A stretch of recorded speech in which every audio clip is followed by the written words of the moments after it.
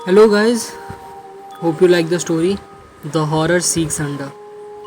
तो आज हम बात करेंगे एक लड़की जिसका नाम था कैथरीन वुड्स, जो 26 साल की थी और 1988 में उसे एक जॉब मिली थी एक कंपनी में जो न्यूयॉर्क में थी। वो काफ़ी खुश थी जब वो न्यूयॉर्क जाने वाली थी और काफ़ी एक्साइटेड भी थी क्योंकि वो काफ़ी नई जगह थी। जब वो न्यूयॉर्क पहुंची तो वो काफ़ी खुश हो गई क्योंकि जब उसने पहली बार उस जगह को देखा तो उसे काफ़ी मज़ा आने लगा। वो उस जगह के घूम के एंजॉय कर रही थी, अपने दोस्तों के साथ काफ़ी खुश थी और उसका जॉब भी काफ़ी अच्छी जगह पे लगा था जिस वजह से वो काफ़ी खुश रहने वाली थी। उसकी ज़िंदगी में सब कुछ सही चल रहा था सिवाय एक दिन के। जब वो घर वापस आई तो उसने नोटिस किया कि उसके घर का डोर खुला हुआ था। उसने चेक किया तो उसके घर से कोई भी चीज़ गायब नहीं थी और उसे लगा उसने गलती से डोर खुला छोड़ दिया होगा। पर उसे ये नहीं पता था यहाँ से ही उसकी ज़िंदगी पूरी तरह बदलने वाली थी। ऐसा बार बार होने लगा कि उसके घर से सामान यहाँ से वहाँ चले जाते थे और उसके घर के डोर खुले रहने लगे। चेक करने के लिए कि क्या गड़बड़ है, उसने एक कैमरा लगाया अपने घर के बाहर, लेकिन उसके बावजूद उसे हमेशा ऐसा लगता था कि कोई उसका पीछा कर रहा है, कोई उसके ऊपर नज़र रख रहा है। एक दिन जब वो घर वापस आई तो उसने देखा डोर खुला हुआ था।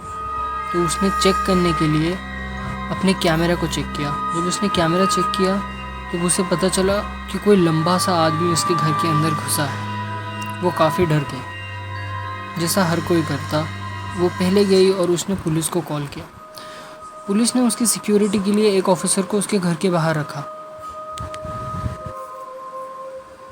वो पानी पी ही रही थी जब उस अपने घर के अंदर जब उसे लगा कोई उसे पीछे से देख रहा है और अचानक उसके हाथ से ग्लास गिर गया। वो डर गई।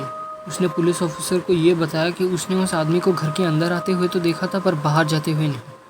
पुलिस ऑफिसर्स ने अपनी पूरी टीम के साथ उस घर की पूरी अच्छी तरह से तलाशी ली पर उन्हें वहाँ कोई नहीं मिला। वो बहुत डर गए। वो उसी दिन अपने घर को छोड़कर अपने दोस्त के घर में जाकर रहने लगी, जहाँ उसके साथ काफ़ी पैरानॉर्मल चीज़ें हुई, जैसे चीज़ें गिरना, उसके ऊपर चीज़ें जैसे कोई चीज़ें फेंक रहा हो। वो डरी डरी रहती थी, उसे नींद नहीं आती थी, उसे डरावने सपने आने लगे। फिर वो चर्च में गई जहाँ वो फादर जोसेफ से मिली और फादर जोसेफ को जब वो अपने घर लेकर आई तो फादर जोसेफ उसके घर में पहुँचते ही समझ गए कि वहाँ कुछ गड़बड़।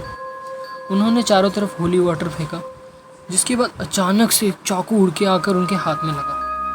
फादर जोसेफ काफ़ी डर गए और वो समझ गए कि ये स्पिरिट कोई नॉर्मल स्पिरिट नहीं है और काफ़ी ज़्यादा ताकतवर है। फादर ने कैथरीन से कहा डरने की ज़रूरत नहीं है, वो एक दूसरे फादर को जानते हैं जो शायद इस स्पिरिट को कंट्रोल कर सकें। उनका नाम था फादर रियोनाल्ड्स। जब उन्होंने फादर रियोनाल्ड्स को बुलाया तो फादर रियोनाल्ड्स काफ़ी जल्दी ही कैथरीन के घर आकर पहुंच गए और जब वो कैथरीन के घर आकर पहुंचे तो उन्होंने उस स्पिरिट से बात करने की कोशिश की। उस स्पिरिट का नाम था मार्कस।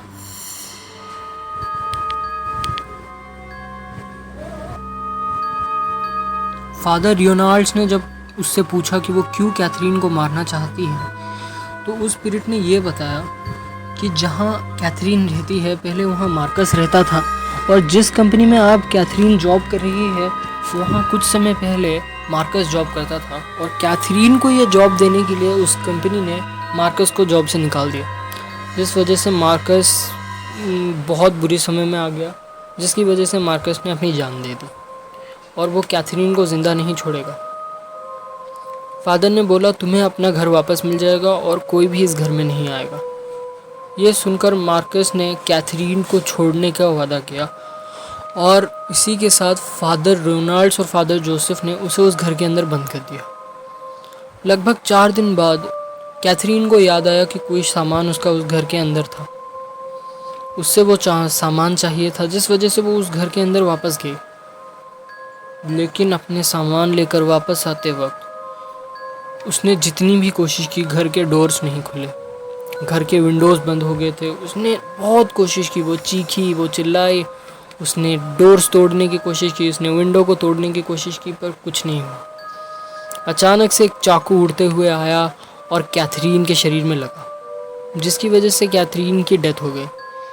लगभग 4 दिन बाद कैथरीन की डेड बॉडी उस घर से मिली थी जिसके ऊपर फादर रियोनाल्ड्स और फादर जोसेफ ने ये गवाही दी थी कि उनके घर के ऊपर एक पैरानॉर्मल शक्ति का कब्जा था,